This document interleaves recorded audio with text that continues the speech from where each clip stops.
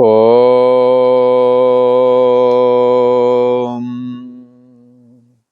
श्री योग वासिष्ठ के उपशम प्रकरण में श्री वशिष्ठ जी महाराज बोले, हे राम जी, जब तुम्हारा चित्त वृत्ति से रहित अचित्त रूप होगा तब मोक्ष रूप विस्तृत पद प्राप्त होगा।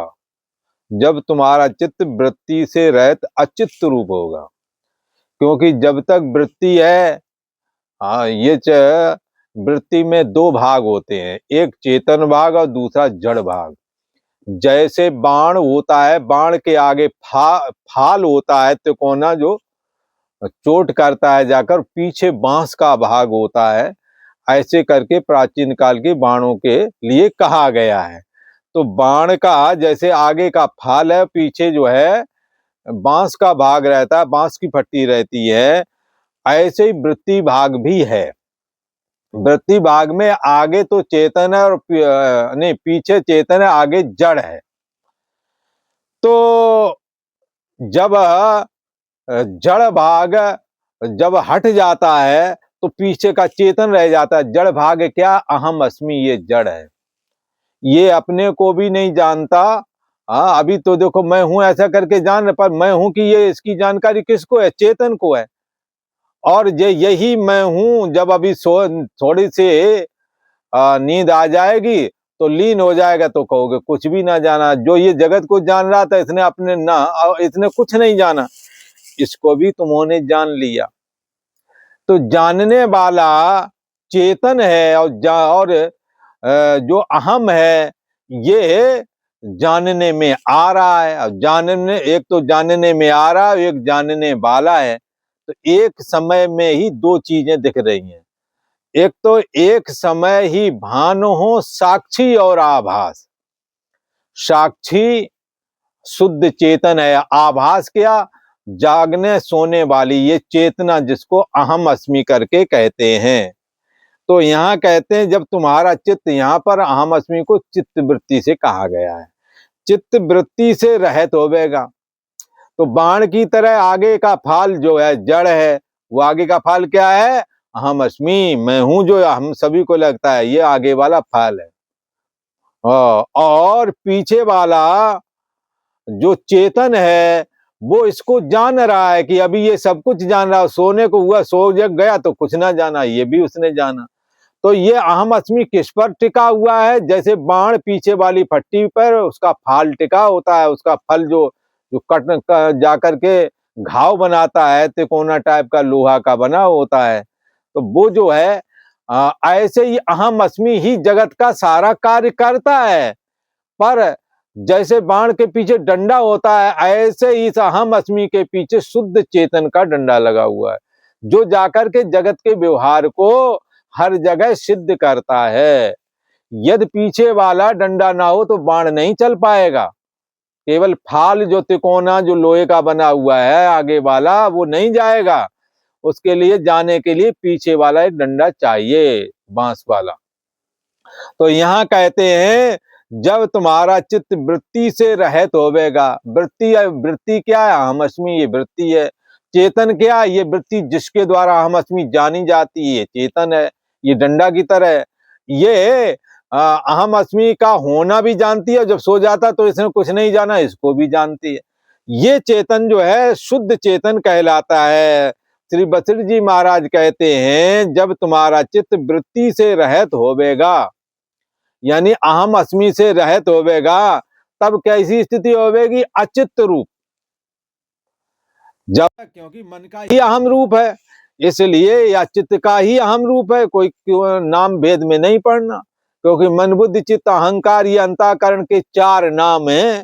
काम करने से अलग अलग, काम करने से इनका अलग अलग नाम रख दिया गया, अंतःकरण एक ही है। अंतःकरण में चार प्रकार की वृत्तियां फुरती हैं। चिंतन परक, इसलिए चित्त बोलते हैं। मनन परक, संकल्प विकल्पात्मक मनन होता है तो उसको मन बोल देते हैं। जब निश्चयात्मिका स्थिति अंतःकरण में बनती तब उसी को बुद्धि बोल देते हैं। और जब चित्त मैं हूं का ऐसा अहम धारण करता है तब वही अहंकार हो जाता है। इसलिए मन बुद्धि चित्त अहंकार ये अंतःकरण के ये चार नाम है, ना कि चार तरह का हो गया, ऐसा नहीं समझना। एक ही चीज चार प्रकार से काम करती है, इसलिए उसके चार नाम रखे गए हैं, मन बुद्धि चित्त अहंकार।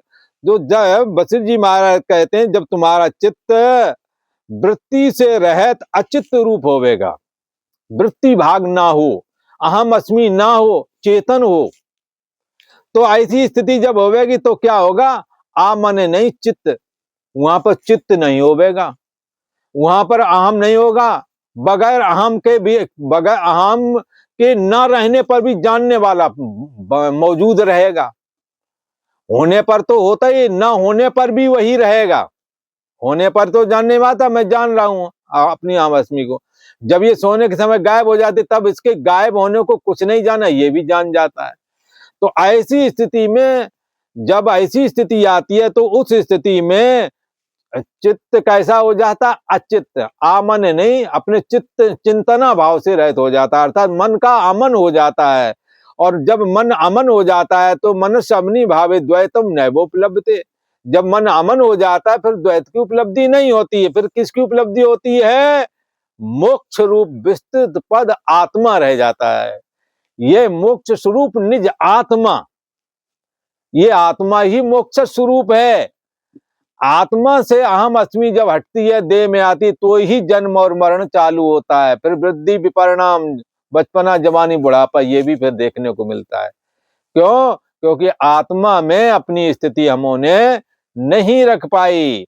जब आत्मा में स्थिति नहीं रह पाती, तब ही हम भटकते हैं, हमारा चित्त भटकने लगता है, तो और संसार में फंस जाता है। परंतु जब चित्त अचित्त हो जाता है, मन जब अमन हो जाता है, मनस्य अमनी भावे द्वैतम नैवोपलब्धते है, द्वैत नहीं रहता, तब मोक्ष रूप विस्तृत पद प्राप्त, हे राम जी, तब मोक्ष रूप विस्तृत पद प्राप्त होगा। जब चित्त को अचित्त कर लेंगे, जब मन को अमन कर लेंगे, जब अहम भाव से अपने को जान लेंगे। हाँ, जब जिसको बुद्धि नहीं जानती, जो बुद्धि को जानता है, ऐसे तत्व में जब स्थिति प्राप्त करते हैं, तब ऐसा जब अभ्यास करेंगे, ऐसी जब साधना करेंगे, तब क्या होएगा? मोक्ष रूप विस्तृत पद की प्राप्ति होगी। फिर क्या होगा? चित्त रूपी उलूक पक्षी की तृष्णा रूपी स्त्री है। चित्त रूपी उलूक पक्षी की, ये चित्त जो है, एक उल्लू पक्षी की उपमा दी है। चित्त एक उल्लू पक्षी की तरह है और तृष्णा इसकी स्त्री है। ऐसा पक्षी जहां विचरता है राम जी, वहां मंगल फैलाता है। जहां उल्लू पक्षी विचरते हैं, वहां उजाड़ हो जाता है। इसलिए लोग उल्लुओं को नहीं रहने देते अपने यहाँ आसपास। विवेक आदि जिससे रहत हो गए हैं, विवेक आदि जिसके चित्त में नहीं है, वहां क्या होगा? वहां तो उल्लू बैठेंगे, फिर तो बर्बाद गुलस्ता करने को बस एक ही उल्लू काफी है। हाँ, अज्ञानता रूप उल्लू पहले से था ही, फिर काम क्रोध लोभ आदि, जन कितने उल्लू है चित्त में, मन में। तो कहते हैं कि जहां जहां पर ये पक्षी विचरता है, कौन सा? चित्त रूपी पक्षी, और उसकी स्त्री तृष्णा, तो वहां उजाड़ कर देती है। विवेक आदि वो उस चित्त से चले जाते हैं। ऐसे चित्त की वृत्ति से तुम रहित हो जाना। ऐसे चित्त को तुम धारण नहीं करना जो उल्लू का काम कर रहा हो। उसकी स्त्री जो तृष्णा जहां विद्यमान हो, ऐसे चित्त का साथ नहीं करना। ऐसे चित्त से असंग हो जाना। ऐसे होकर के जब विचरोगे हे राम जी, तब अचिंत पद आपको प्राप्त होवेगा। जो चिंतन में नहीं आता, मति ना लखे जई मति लखे, जिसको बुद्धि नहीं जानती, जो बुद्धि को जानता है, सो मैं शुद्ध अपार, वो अपार देश काल वस्तु परिच्छेद से रहे, जो अपार अनंत शुद्ध चेतन है, तब उस तत्व की प्राप्ति अचिंत पद के रूप में होती है।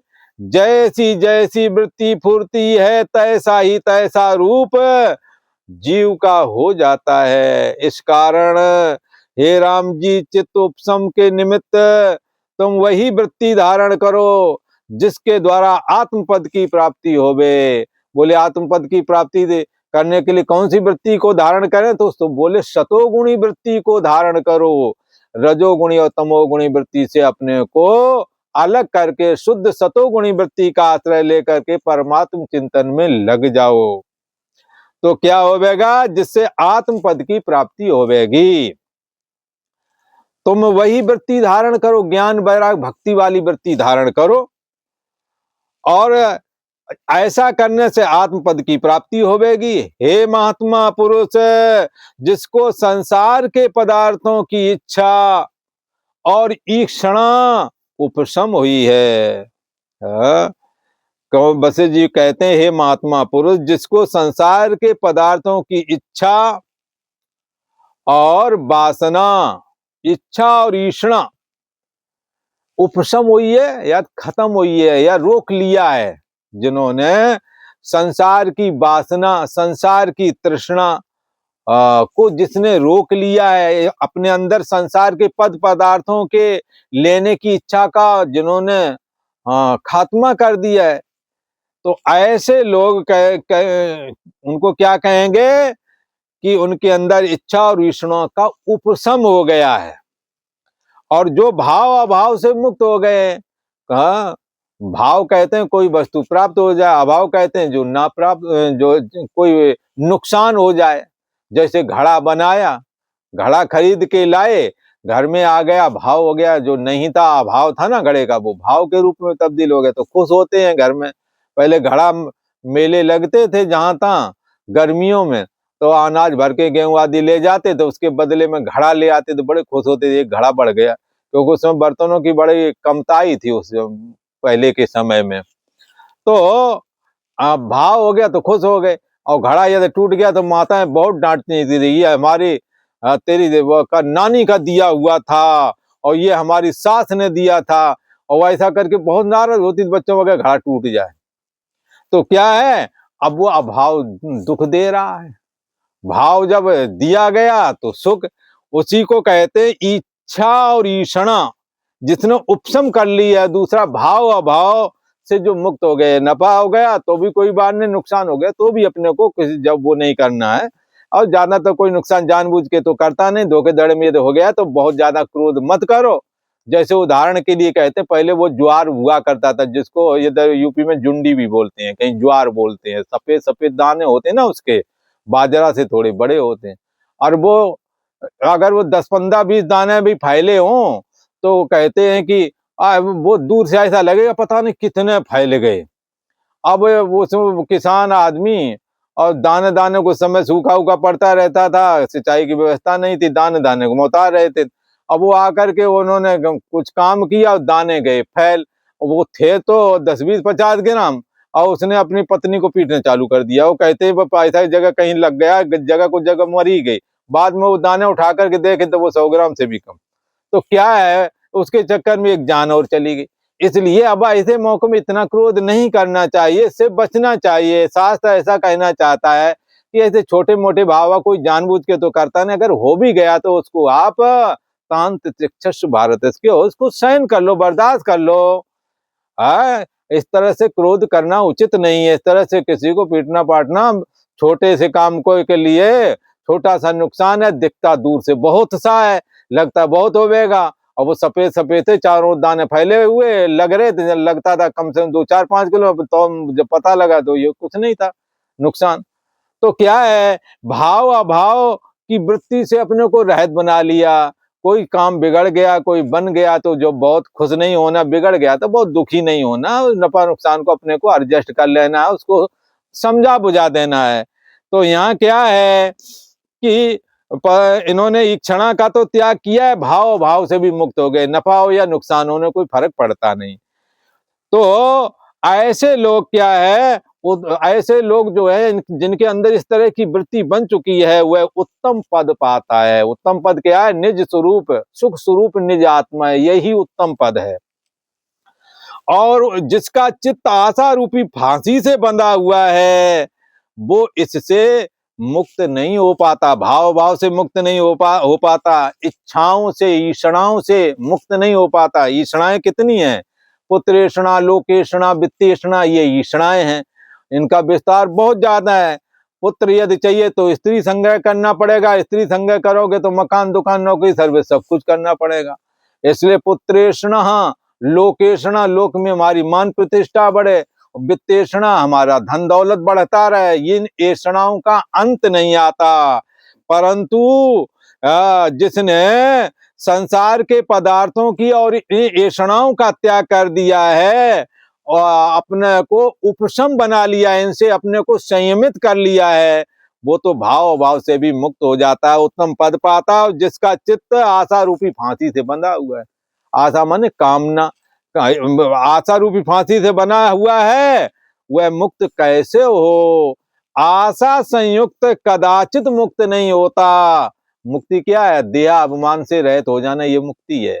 अंतर्यामी आत्मा को श्वास से अभिन्न होकर के मैं बुद्धि करके स्वीकार कर लेना। अज्ञान रहित उपलक्षित आत्मा, अज्ञान सहित उपलक्षित आत्मा कौन है? मैं देह हूं। अज्ञान सहित उपलक्षित आत्मा मैं देह हूं, और अज्ञान रहित उपलक्षित आत्मा मैं आत्मा हूं, शुद्ध चेतन हूं, मैं ब्रह्म हूं। अगर ऐसा धारण करोगे, आशाएं खत्म हो जाएंगी, भाव भाव में समता आ जाएगी, और वो कभी बंधायमान नहीं होवेगा। परंतु आशा से युक्त है, वह कदाचित मुक्त नहीं होता, सदा बंधायमान रहता है। इति श्री योग वशिष्ठोपशम प्रकरण तृष्णा चिकित्सोपदेश को नाम 51तमः सर्गा। और आज इतना ही। ओ